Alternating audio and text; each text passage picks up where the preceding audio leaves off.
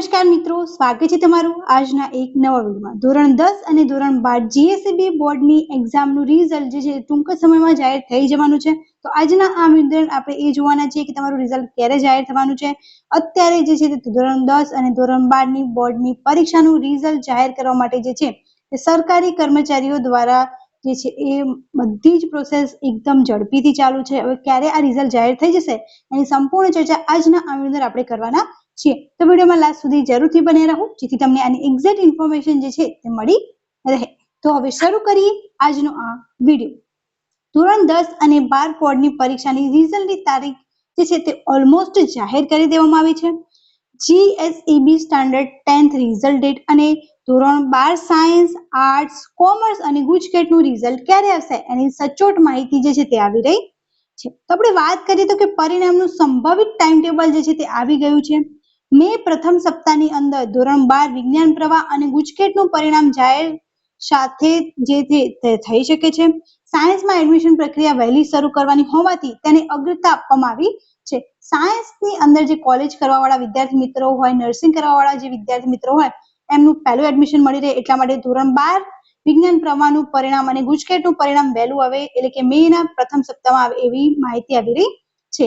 મે બીજું કે ત્રીજું સપ્તાહ જે છે એમાં ધોરણ 12 સામાન્ય પ્રવાહનું પરિણામ જે છે જાહેર થવાની શક્યતા છે એટલે કે બીજા કે ત્રીજા સપ્તાહની અંદર આ પરિણામ પણ 12 સાયન્સ સામાન્ય પ્રવાહનું પરિણામ જાહેર થઈ જશે અને મેના અંતિમ સપ્તાહની અંદર ધોરણ 10 નું પરિણામ સૌથી છેલ્લે જે છે તે જાહેર કરવામાં આવશે કારણ કે તેમાં વિદ્યાર્થીઓની સંખ્યા વધુ હોવાથી આશરે 9 લાખ છે જેના કારણે આની અંદર પેપર ચેક કરવામાં વાર લાગી શકે છે। ત્યારબાદ અહીંયા તમે જોઈ શકો છો કે પરિણામની સત્યતા ચકાસવા અને ડુપ્લિકેટ માર્કશીટ સહિતની ગેરરીતિ અટકાવવા જે છે તે હવે માર્કશીટની અંદર કોડ પણ મૂકવામાં આવવાનો છે।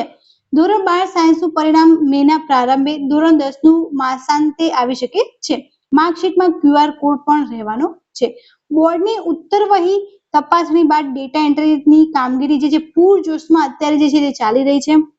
ઉત્તરવહીઓ ચેક થઈ ગઈ છે, હવે ડેટા એન્ટ્રી બાકી છે જેની પ્રોસેસ અત્યારે ચાલી રહી છે। મેના પ્રથમ સપ્તાહમાં 12 વિજ્ઞાનનું પ્રવાહ, મેના બીજા અને ત્રીજા સપ્તાહની અંદર સામાન્ય પ્રવાહનું એટલે કે આર્ટ્સ અને કોમર્સનું અને મેના અંતિમ મહિનાની અંદર ધોરણ 10 નું પરિણામ જે છે તે આવી શકે છે। ગુજરાત માધ્યમિક અને ઉચ્ચતર માધ્યમિક શિક્ષણ બોર્ડ દ્વારા માર્ચ મહિનામાં લેવાયેલ ધોરણ 10 અને 12ની પરીક્ષાઓ બાદ હવે પરિણામની ઘડીઓ જે છે ગણાઈ રહી છે।